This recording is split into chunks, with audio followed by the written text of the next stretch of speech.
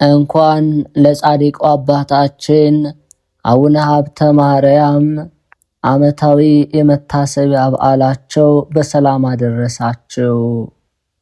እንዲሁም በዚች ዕለት ታስበው ለሚውሉ ቅዱሳን ዓመታዊና ወርሃዊ የመታሰቢያ በዓላቸው በሰላም አደረሳቸው።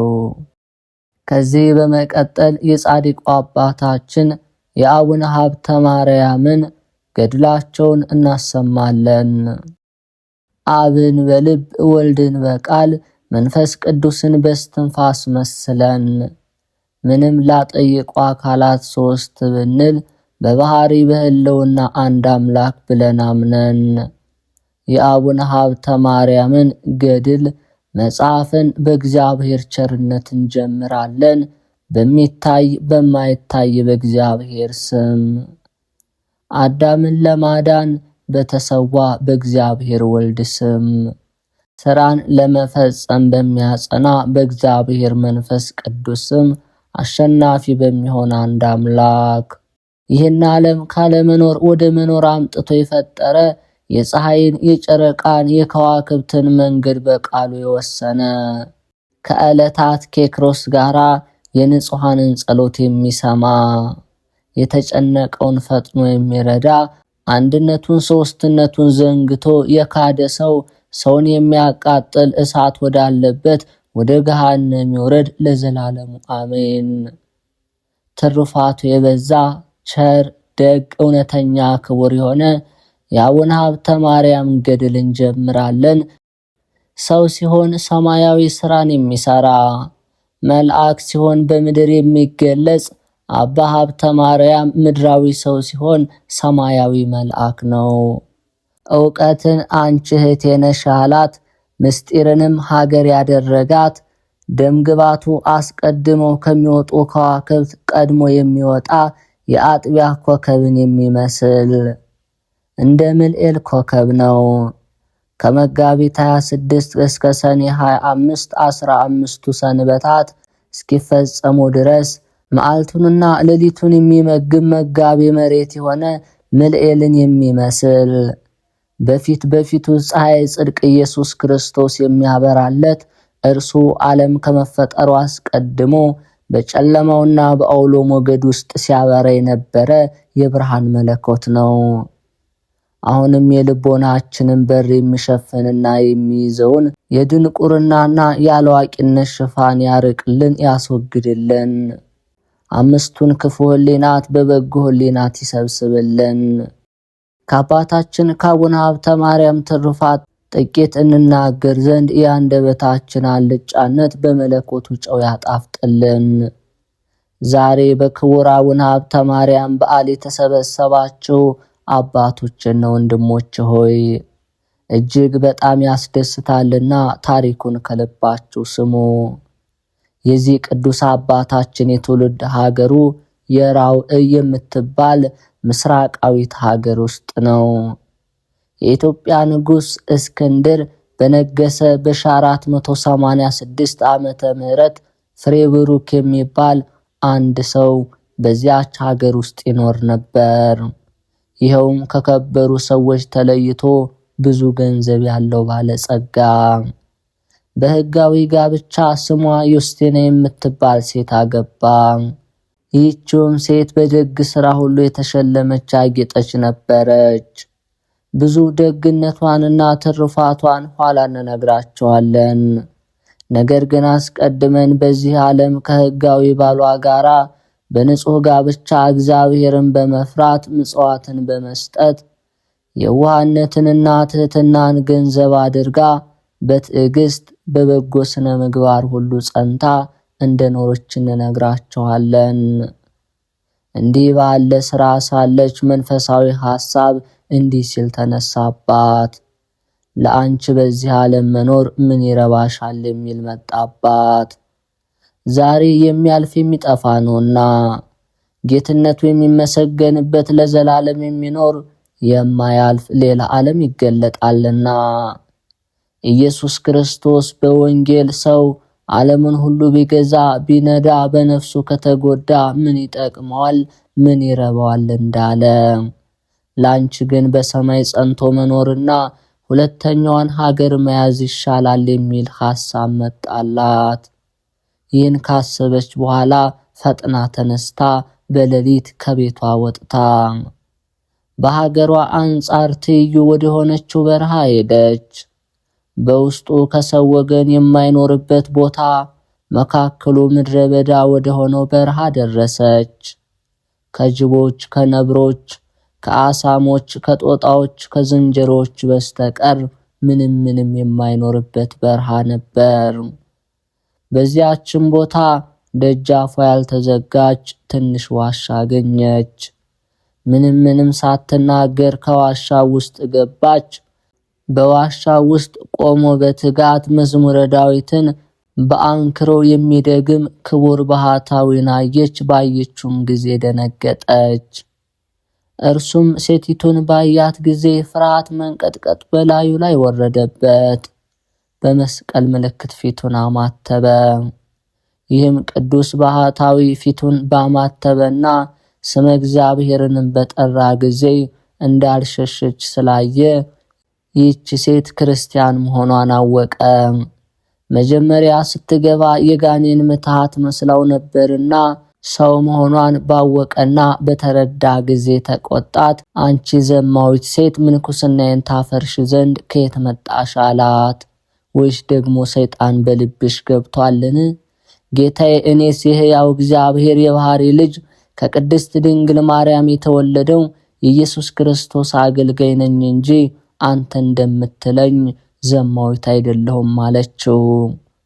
ነገር ግን ቤቴን፣ ንብረቴን፣ ያለኝን ሁሉ ትቼ መጣው። በዓለም ውስጥ ያለውን ሁሉ ንቄ እመነን ዘንድ እወዳለሁና ስለዚህም ወደዚህ ምድረ በዳ መጣው።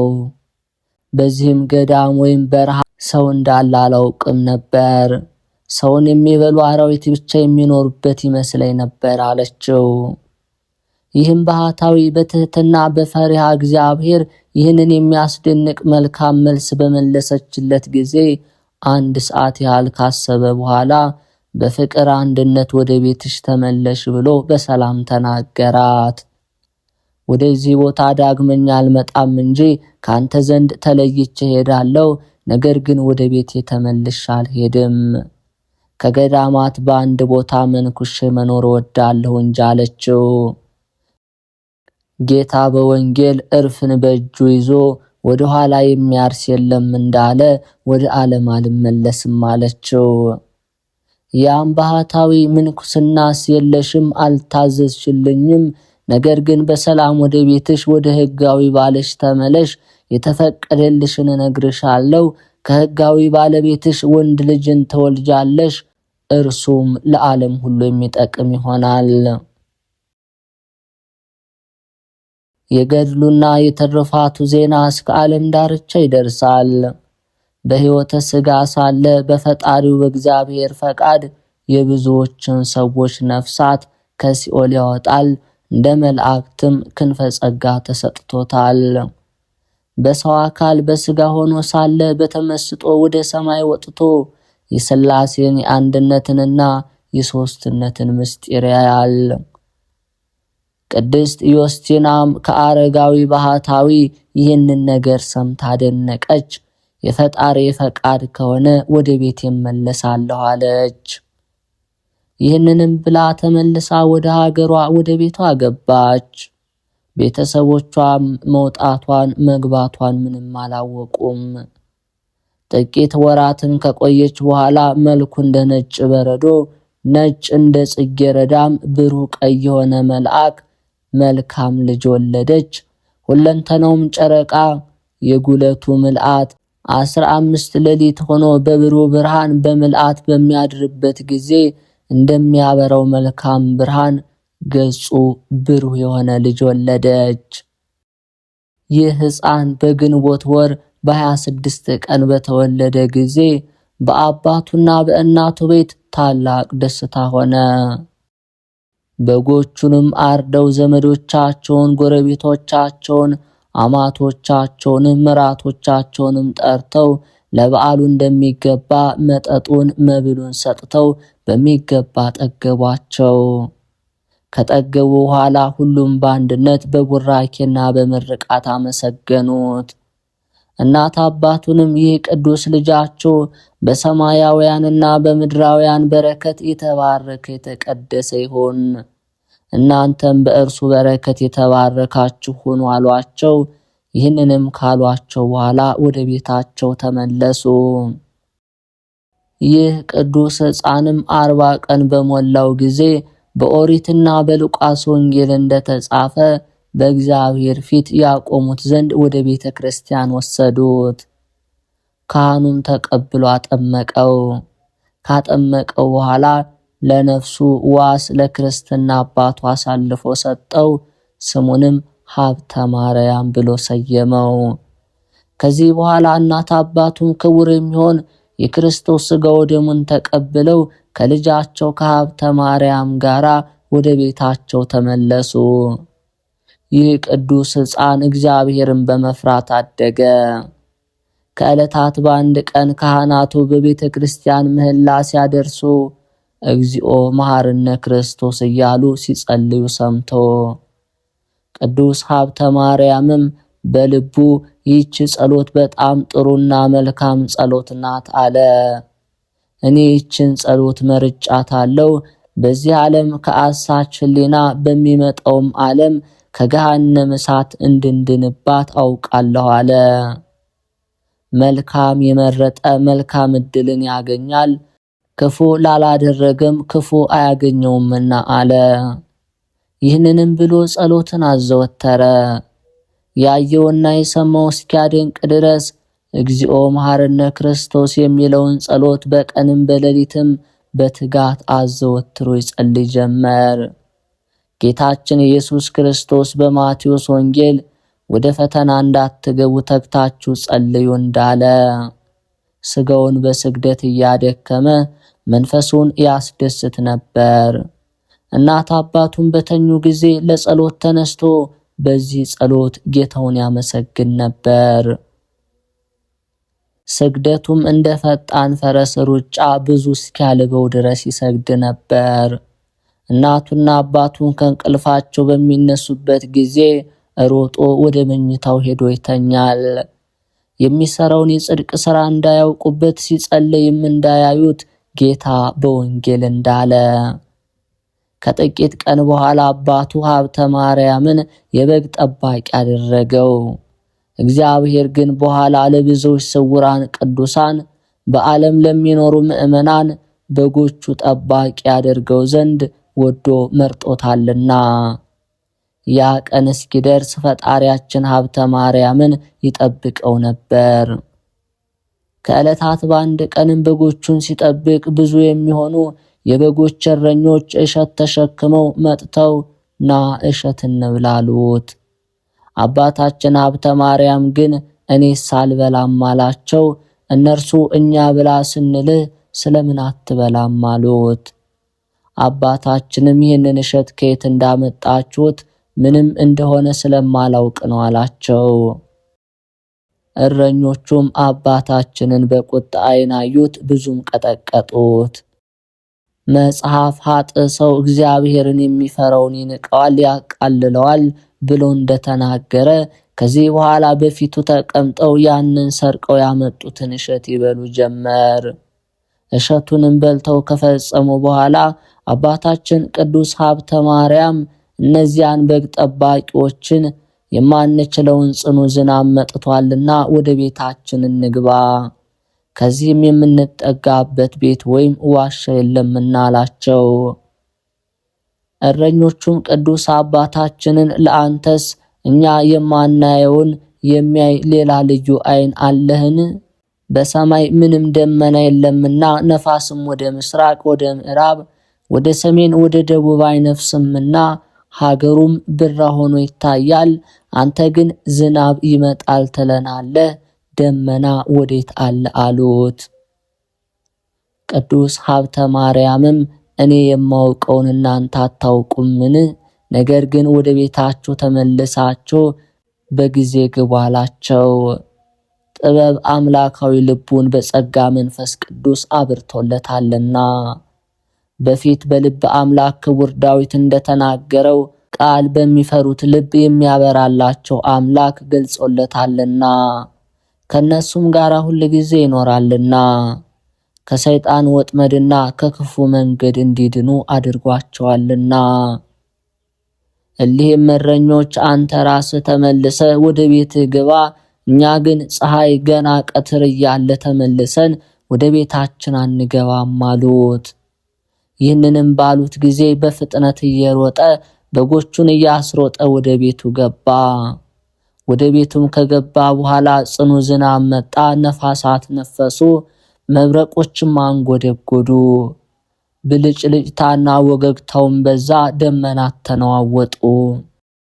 ይህ ሁሉ በላያቸው ላይ እየተፈጸመ ሳለ በግ ጠባቂዎቹ አልሸሹም ነበር።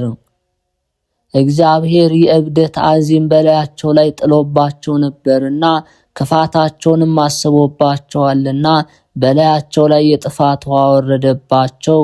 ሁላቸው ይህ የጥፋት ውሃ እስኪፈጸምባቸው ድረስ አልተነቃነቁም፣ ሁሉም አለቁ።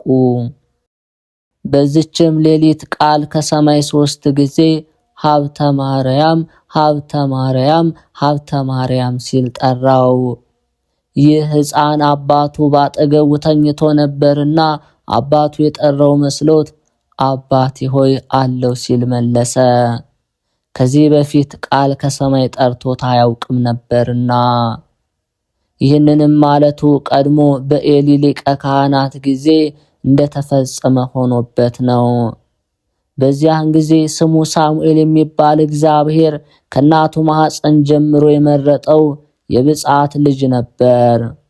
ይህ ብላቴና ከታቦተ ጽዮን አጠገብ በቤተ መቅደስ ተኝቶ ሳለ እግዚአብሔር 2 ጊዜ ሳሙኤል ሳሙኤል ብሎ በደብተራ ኦሪት እንደጠራው ሊቀ ካህናቱ ኤሊ የጠራው መስሎት ተነስቶ ሄዶ ጠርተኛልን? መጣሁ አለው።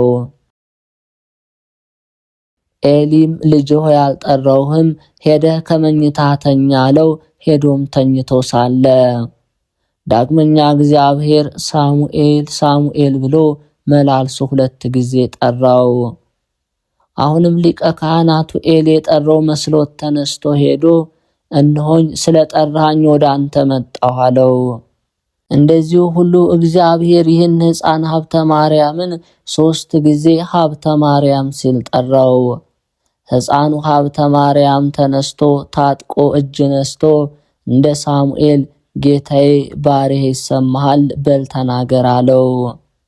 ጌታችን ኢየሱስ ክርስቶስም ካሁን ጀምሮ ግን በግ ጠባቂዎችን ከእርሻቸው ያልሆነውን ከሌላ እርሻ የሆነውን እሸት አምጥተው ብላ ቢሉ አልበላም በላቸው። እናንተ ግን ብትወስዱ ሄዳችሁ ብሉ፣ ኋላ ግን ገሃነም ገብታችሁ በእሳት ትቃጠላላችሁ በላቸው። አንተ ግን ለሚሰሙህ ለመረጥኳቸው ቃሌን ትነግራቸው ዘንድ ከኔም ጋር በምስጢር በባለሟልነት ትነጋገር ዘንድ መርጬሃለሁ አለው። አቡነ ሀብተ ማርያምም ለቃልህ ታዘዝ ዘንድ እሺ ብያለሁ አለው። የጠራውም ቃል ስሜን በኋላ ነግርሃለሁ፣ ነገር ግን የምልህን ቃልና ትእዛዝ ጠብቅ አለው። ከጥቂት ቀን በኋላ ዳግመኛ በጎቹን እየጠበቀ ሳለ ብዙም የበጎች እረኞች አብረውት ሳሉ አንድ የበግ ጠባቂ መጥቶ የአቡነ ሀብተ ማርያምን በትር በጉልበት ነጥቆት ወሰደው። አቡነ ሀብተ ማርያምም ተከትሎ ያን በግ ጠባቂ በትሬን ለምን ትቀማኛለህ ቢለው ያም በግ ጠባቂ በጉልበት ነጥቄሃለሁ አለው። አባታችን ሀብተ ማርያምም በጎችን የምጠብቅበት በትሬን እንዳትወስድብኝ በሕያው እግዚአብሔር አምልሃለሁ እንጂ እቋቋምህ ዘንድ ኃይል የለኝም አለው። ያም በግ ጠባቂ በትዕቢት ቃል እምቢ አልኩህ አለው። አባታችንም መልሶ በአምላኬ ስም ዳግመኛ አምልሃለሁ፣ ከእንግዲህ ወዲህ ግን አምልህ ዘንድ አልደግምም፣ ነገር ግን በአንተ ላይ የሚደረገውን ኃይልና ተአምር አንተው ታያለህና ብሎ ዝም አለ። ያም የበግ ጠባቂ በህዋው በተሰቀለ ጊዜ የእግዚአብሔር አገልጋይ ሀብተ ማርያም ሆይ ማረኝ እያለ ይጮህ ጀመር። በዚያም ዕለት ላዩ ታች ታቹ ላይ ቀኙ ግራ ግራው ቀኝ ሆኖ በአየር ተሰቅሎ ዋለ። ስመ እግዚአብሔርንና የጻድቁ አባታችንን አቡነ ሀብተ ማርያምን ክብር ንቋቃሏልና። በዚያ የነበሩ በግ ጠባቂዎችም ይህን ድንቅ ተአምር አይተው በጣም አደነቁ። አባታችን አቡነ ሀብተ ማርያምም ይህን ፈጣሪውን የረሳ ሰነፍ ሰው ማርልኝ፣ እግዚአብሔር ላንተ ያደረገውን ታላቅ የማዳን የበቀል ተአምር አይተሃልና አሁንም አምላክን ስለወለደች ንዕድ ክብርት ስለምትሆን ስለመቤታችን ብለህ ማርልን አሉት። ቅዱስ አባታችንም የሰቀልኩት እኔ ነኝን? ነገር ግን በእግዚአብሔር ስም አማልኩት እንጂ የኃይሉንም ጽናት ያሳየው ዘንድ የሰቀለው እግዚአብሔር ነውና እርሱ ሁሉን ቻይና ይቅር ባይ አምላክ ከሰቀለበት ያወርደው አላቸው። አባታችንም ይህንን ቃል በተናገረ ጊዜ በግ ጠባቂው ከተሰቀለበት ወርዶ በእግሩ ቆመ። በግ ጠባቂዎችም ወደ ሀገራቸው ተመልሰው ለዘመዶቻቸው ለወገኖቻቸው ያዩትን ተአምር ከመጀመሪያ እስከ መጨረሻ ተናገሩ። ይህንን ተአምር የሀገሩ ሰዎች ሁሉ ሰምተው አደነቁ። ይህ ታላቅ ጻድቅ ልጅ ነው በፊትም ቢሆን እግዚኦ መሐረነ ክርስቶስ እያለ ሲጸልይና እንደ ፈጣን ፈረስ ኮቴ ፍጥነት ሲሰግድ ፊቱንም በድንጋይ ጥፊ እየመታ የክርስቶስን ሕማማት አስቦ ሲጋደል አይተነዋል። አሁንም እንዲህ አይነቱ ጻድቅ ልጅ ጠላቱን በነፋስ ሰቅሎ ይቀጣው ዘንድ ይገባዋል አሉ። ይህንንም የተደረገውን ተአምር አባቱና እናቱ የተመረጠ ጻድቅ የሆነ ልጃቸው በበጎች መሰማሪያ ያደረገውን ተአምር በሰሙ ጊዜ ለእግዚአብሔር በሰማይ ምስጋና ይሁን፣ በምድርም ልጃችንን ለመረጠውና ለወደደው ብለው አመሰገኑ። ከዚያች ዕለት ጀምሮ በግ ጠባቂነቱን አስተተውት ይማር ዘንድ ለመምህር ሰጡት። አባታችን አቡነ ሀብተ ማርያምም የቤተ ክርስቲያንን መጽሐፍ ከነ ሥርዓታቸው በሚገባ ተማረ። ከዚህ በኋላ አባቱ ከሀገሪቱ ታላላቅ ሰዎች ልጆች አንዷን እጮኛ አጨለትና ከመምህሩ ተቀብሎ የዚህን ዓለም የጋብቻ ኑሮና ሥርዓት ዓለምን ያስተምረው ዘንድ ከራሱ ጋር አስቀመጠው። በዚህ ጊዜ በየሰንበትና በየበዓላት ሁሉ ሰንበትን በዓላትን እያሻረ ሩቅ ቅርብ በመላክ አዋከበው፣ አስጨነቀው። ስለ ሰንበትና በዓላት መሻር አቡነ ሀብተ ማርያም ታላቅ ሐዘን አዘነ። ጌታዬ ሆይ ምን ማድረግ እንደሚገባኝ አንተ ግለጽልኝ አለ። ከዕለታት በአንድ ቀን ከአባቱ ዘንድ ተልኮ ወደ ሌላ ሀገር ሲሄድ በጎዳና ታላቅ ባህር አገኘና ተወርውሮ በውሃ ተሰጥሞ ይሞት ዘንድ ወደደ። ሰንበትን ስለ ሻረ ሰውነት ያዝኗልና በባህር ጠልቄ ብሞት እግዚአብሔር ደሜን ከእጄ ይፈልጋልና ብሎ አሰበ።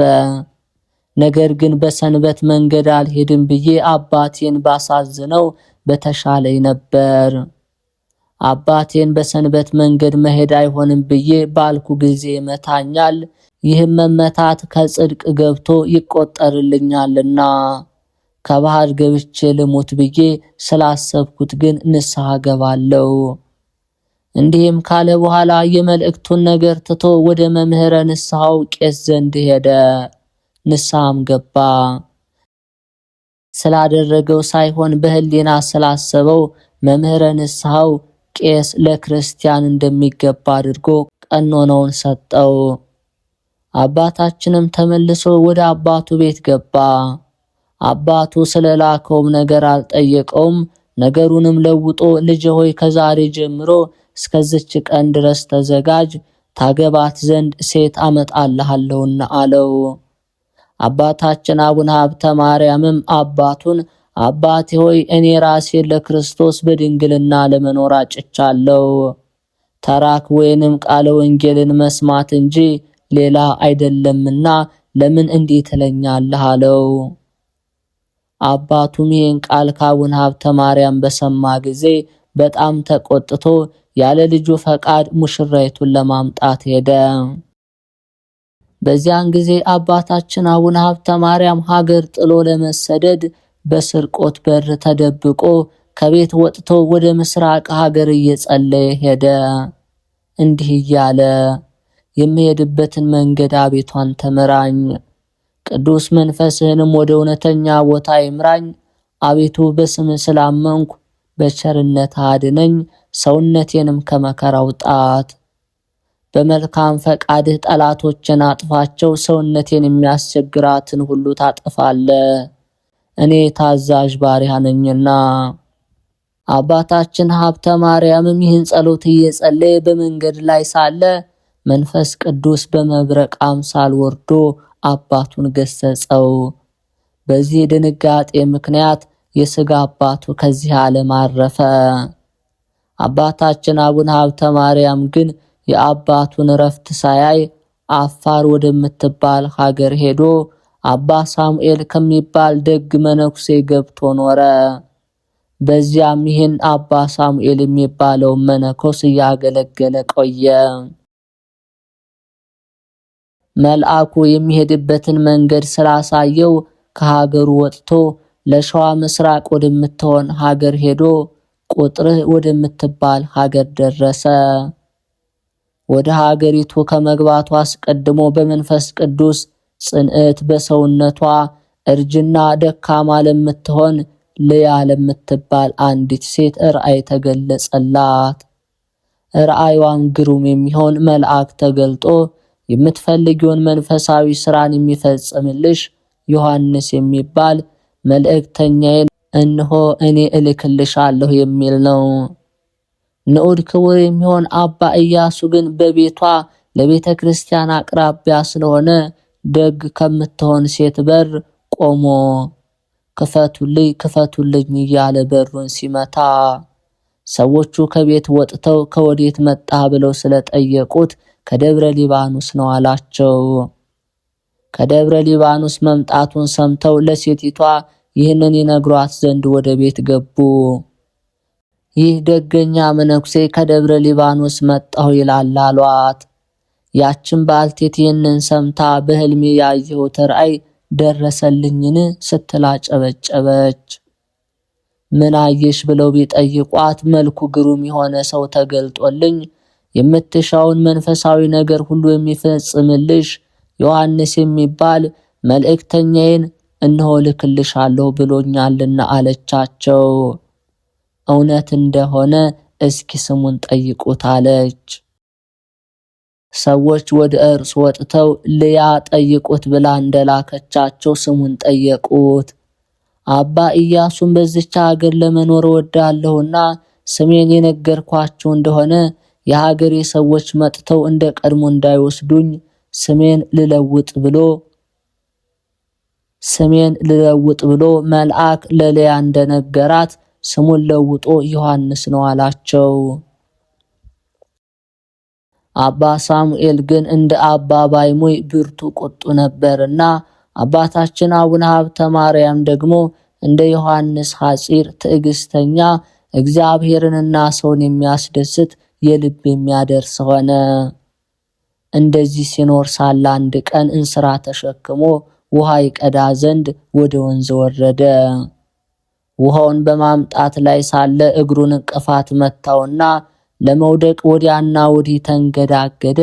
እንስራዋንም ከራሱ ላይ በስተጀርባው በኩል ወረደች። አባታችን አቡነ ሀብተ ማርያምም ጌታዬ ኢየሱስ ክርስቶስ ሆይ አጽናኝ፣ እንስራዋም ተወድቅ ዘንድ አትተዋት አለ። ይህንንም ባለ ጊዜ የውሃዋን እንስራ ሳትወድቅ ቆመች። በእጁ ሳያነሳትም ወደ ላይ ተመለሰች። በትከሻው ላይ ተቀመጠች። በደረቱ ላይ ተመልሳ በትከሻው ላይ ተቀመጠች።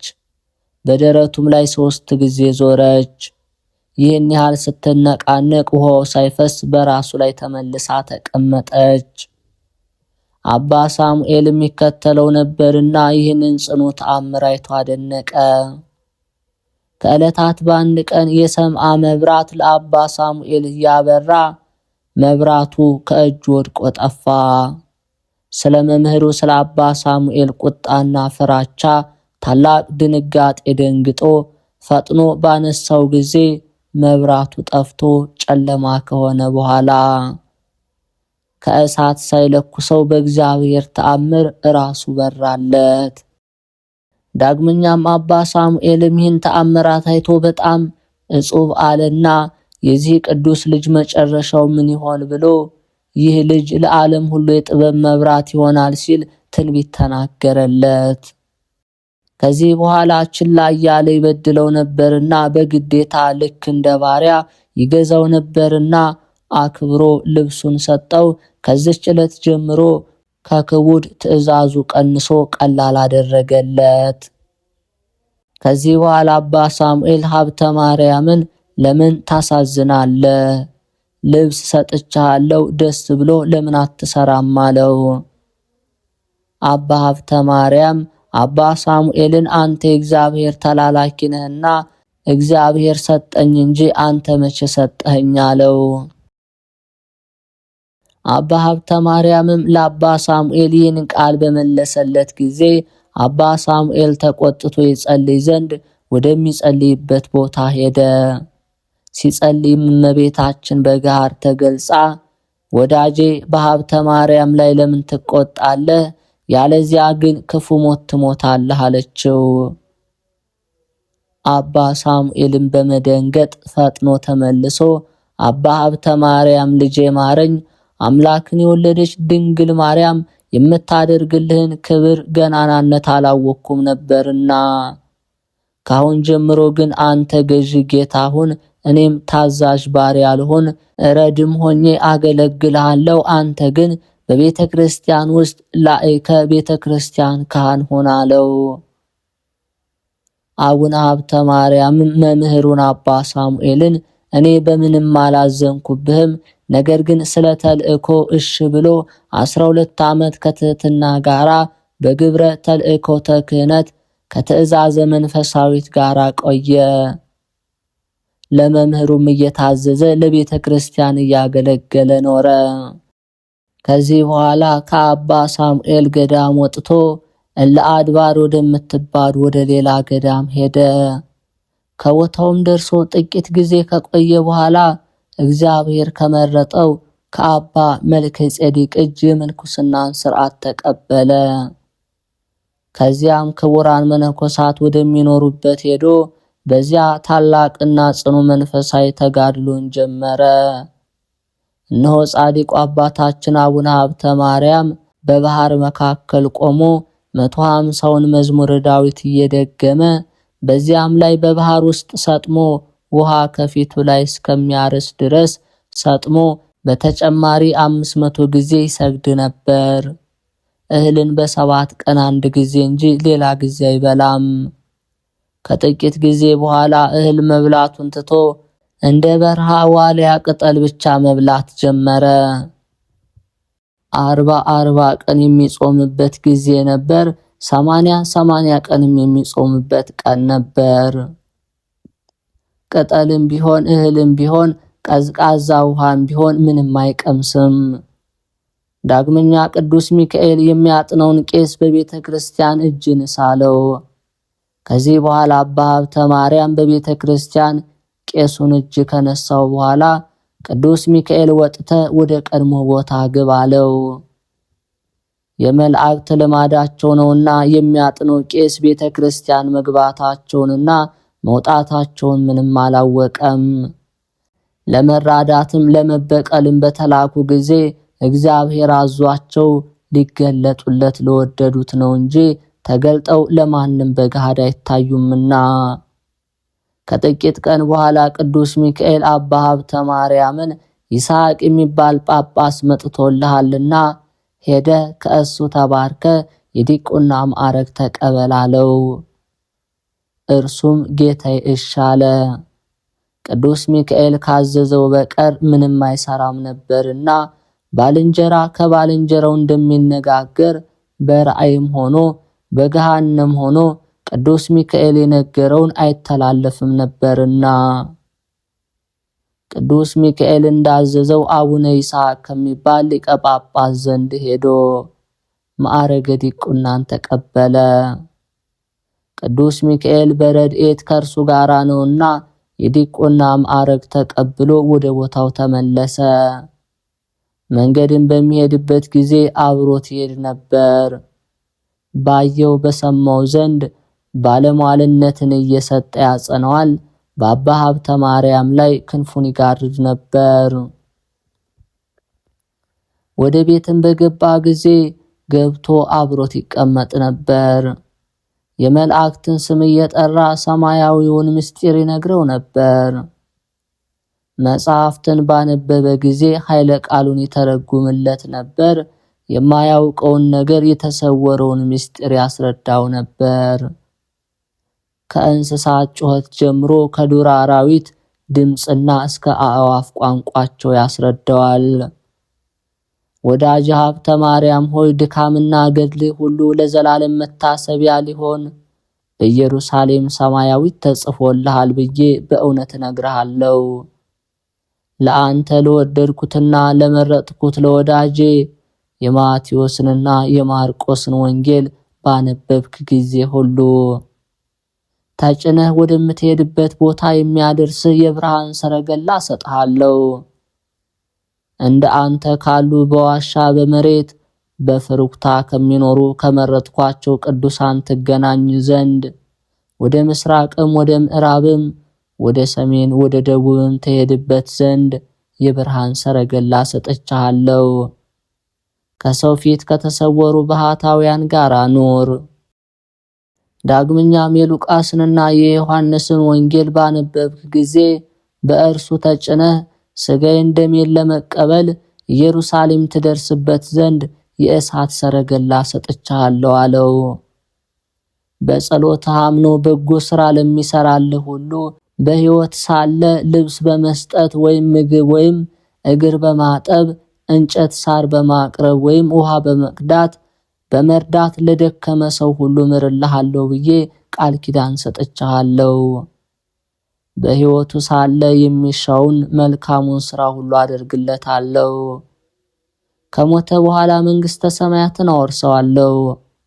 በባለሟልነት እቀበለዋለሁ፣ ካንተም ጋር ደስ አሰኘዋለሁ።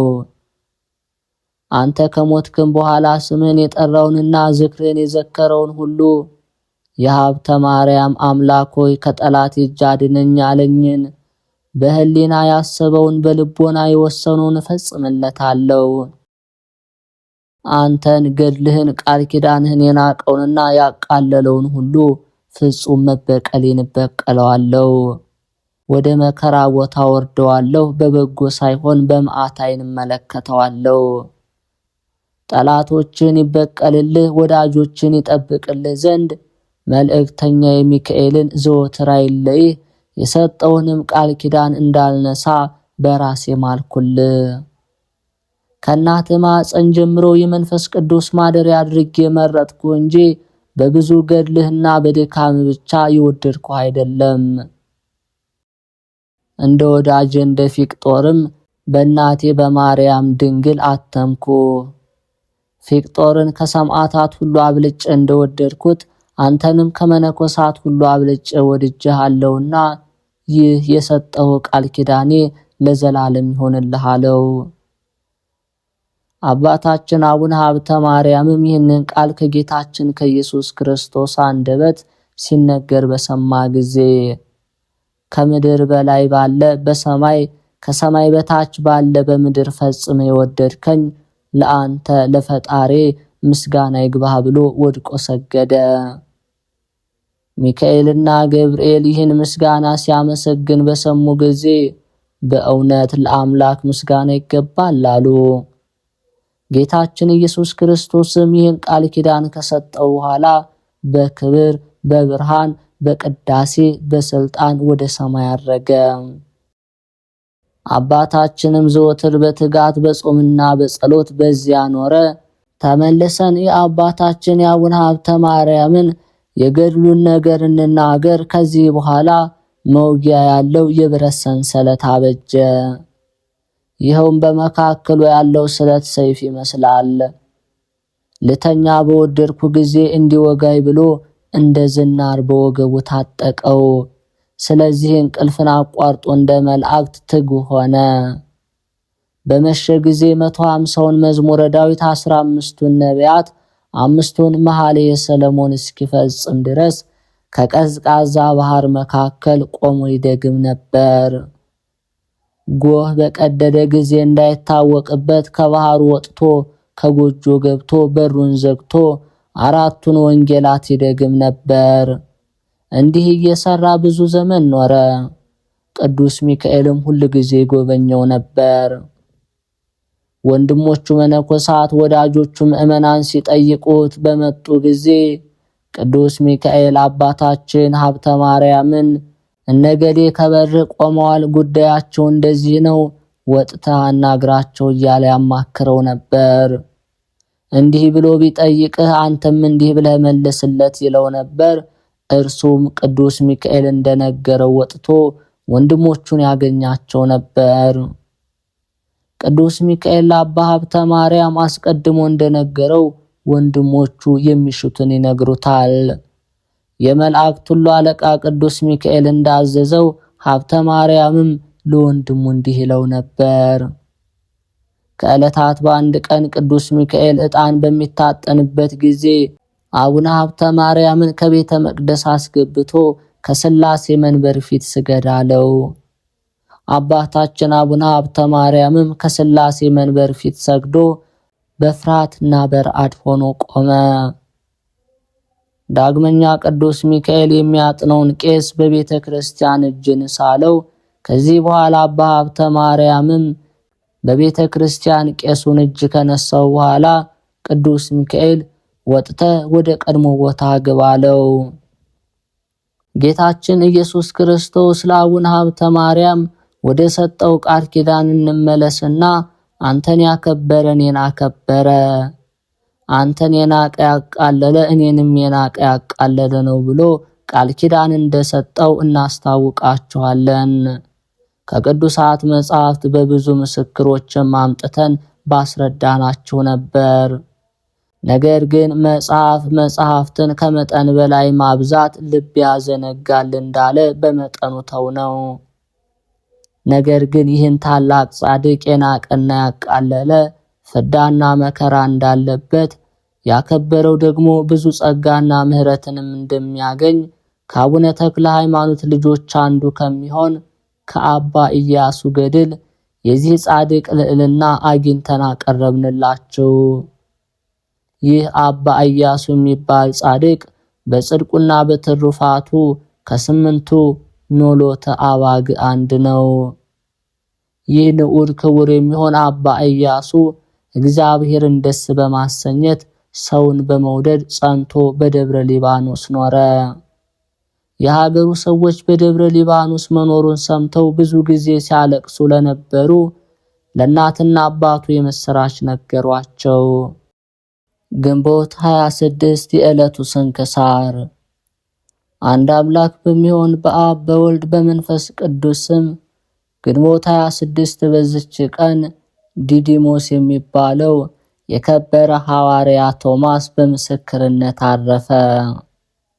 እርሱም በህንደኪ ሀገር ሉኪዮስ ለሚባል አንድ መኮንን ራሱን ባሪያ ያደረገ። መኮንኑም የንጉሥ ወዳጅ ነው። ቅዱስ ቶማስንም የምታውቀው ሙያ ምንድነው አለው። ቅዱስ ቶማስም እኔ ግንበኛ ነኝ፣ ምኩራቦችንና አዳራሾችን እሰራለሁ፣ ደግሞ ጠራቢ ነኝ፣ ሞፈሮችንና ወንበሮችን ሌሎች ዕቃዎችን እሰራለሁ፣ ደግሞ ጥበበኛ ባለ መድኃኒት ነኝ፣ በሽታውን ሁሉ አድናለሁ አለ። መኮንኑም ነገሩን በሰማ ጊዜ እጅግ ደስ አሰኘው። ለንጉሥ ጠቃሚ የሆነ ባሪያ አገኘሁ አለ። በዚህ ጊዜ ለቶማስ ገንዘብ ሰጥቶ ቤተ መንግስትም እንዲሰራ አዞ መኮንኑ ወደ ንጉሡ ሄደ። እርሱ ቶማስም የመኮንኑን ሚስት የእግዚአብሔርን ሕግ ያስተምራት ጀመር። በፊቷም ተአምራት አደረገ። እርሷም በክብር ባለቤት ጌታችን አመነች። ከእርሷ ጋር ብዙዎች አመኑ። ንጽሕናዋን በመጠበቅ እንድትጸና አዘዛት። የሃይማኖትንም ምስጢር እንድታስተውል አደረጋት። መኮንኑም ከንጉሡ ዘንድ ሲመለስ ሐዋርያ ቶማስ ያደረገውን አየ። ጠራውና አንተ ክፉ ባሪያ እሰራቸዋለሁ ያልካቸው በጎ ስራዎች ወዴት ናቸው አለው። ቅዱስ ቶማስም አልዋሸሁም፣ ምኩራቦችንና አዳራሾችን የሰራኋቸው ለሰማያዊ ንጉሥ ማደሪያ የሆኑ እሊህ የሰዎች ነፍሳት ናቸው። የጠረብኳቸው ሞፈሮችም የኃጢአት እሾህና አሜኬላ ከሰዎች ልብ የሚነቅሉና አርሰው የሚያለሰልሱ እነርሱ የወንጌል ትምህርቶች ናቸው። ጥበብ ያልኩትም አንድ ነው፣ የሚገድል የኃጢአትን መርዝ አጥፍቶ የሚፈውስ የክብር ባለቤት የሆነ የጌታችን ኢየሱስ ክርስቶስ ሥጋውና ደሙ ነው ብሎ መለሰለት። መኮንኑም ሰምቶ ተቆጣ። ቅዱስ ቶማስንም በምድር ላይ እንዲያስተኙት በአራት ማዕዘን ችካል ተክለው እጆቹንና እግሮቹን በገመድ ወጥረው አስረው ቆዳውን እንዲገፉ ጨውና ሆምጣጤ በተገፈፈው ሥጋው ላይ እንዲደፉበት አዘዘ። መኮንኑም እንዳዘዘ ይህን ሁሉ አደረጉበት። እርሱም ከእግዚአብሔር በተሰጠው ትዕግስት ይህን ሲቃይ ተቀበለ። የመኮንኑ ሚስት ቆዳውን ሲገፉት በቤቷ ሰገነት መስኮት ባየችው ጊዜ በድንጋጤ ወድቃ ሞተች። መኮንኑም እጅግ አዘነ። የክብር ባለቤት ጌታችንም ቶማስን አጸናው። ወዲያውኑ ተነሳ። ከላዩ የገፈፉትንም ቆዳ ወስዶ ከመኮንኑ ሚስት በድል ላይ ጥሎ አርሶንያ ሆይ የክብር ባለቤት በሆነ በጌታችን በኢየሱስ ክርስቶስ ስም ተነሽ አላት። ወዲያውኑ ዓይኗን ገለጠች። ፈጥና ተነስታም ለሐዋርያ ቶማስ ሰገደችለት። ሉኪዮስም አይቶ ደነገጠ። ለሐዋርያውም ሰገደለት። ይቅርታም ያደርግለት ዘንድ በመለማመጥ ለመነው። ቅዱስ ቶማስም በጌታችን ካመንክ ትድናለህ አለው። እርሱም በክብር ባለቤት በጌታችን በኢየሱስ ክርስቶስ ስም አመነ። እንዲሁም የሀገሩ ሰዎች ሁሉም አመኑ። በአብ በወልድ በመንፈስ ቅዱስ ስም አጠመቃቸው። ኤጲስቆጶሳትን፣ ቀሳውስትን፣ ዲያቆናትን ሾመላቸው። ያስተማራቸውን በቀናች ሃይማኖት እያጸናቸው ከሳቸው ጋር ኖረ። ደዌ ያለበትን በላዩ ቆዳውን ሲያኖርበት ወዲያውኑ ይድናል። ከዚህ በኋላ ከነርሱ ዘንድ ወጥቶ ቀንጦሪያ ከሚባል ሀገር ገባ። ሲገባም አንድ ሽማግሌ ሰው መራራ ለቅሶ እያለቀሰ አገኘ። ቅዱስ ቶማስም እንዲህ ለምን ታለቅሳለህ አለው። ሽማግሌውም 7 ልጆች ነበሩኝ፣ በሐሰት ነገር ንጉሥ ገደለብኝ፣ ደግሞም ዕዳ አለብኝ። ከነርሱ አንዱ እንኳ ቀርቶ ቢሆን ለኑሮዬ በተራዳይ ነበር ብሎ መለሰለት። ቅዱስ ቶማስም ሰምቶ ቆዳውን ሰጠውና ይህን ወስደህ በልጆች መቃብር ላይ አኑራለው። እንዳዘዘውም ባደረገ ጊዜ 7 ሁሉ ልጆቹ ሌሎቹም 8 ወንዶች እዚያ አስቀድመው ተቀብረው የነበሩ በአንድነት ተነሱ። ይህች ተአምር በሀገሮች ሁሉ ተሰማች። የጣዖታት ካህናት ተቆጥተው በድንጋይ ሊወግሩት ጀመሩ። ያን ጊዜ እጆቻቸው ደረቁ። የቸር አምላክ ሐዋርያ ሆይ ከፈጣሪ ኢየሱስ ክርስቶስ በቀር ሌላ አምላክ እንደሌለ አመን፣ ማረን፣ ይቅር በለን እያሉ ጮኹ። ያን ጊዜ አዳናቸው። የቀናች ሃይማኖትንም አስተምሯቸው በአብ በወልድ በመንፈስ ቅዱስ ስም አጠመቃቸው። ለእግዚአብሔር ምስጋና ይሁን። እኛንም በሐዋርያ ቶማስ ጸሎት ይማረን፣ በረከቱም ይደርብን ለዘላለሙ አሜን።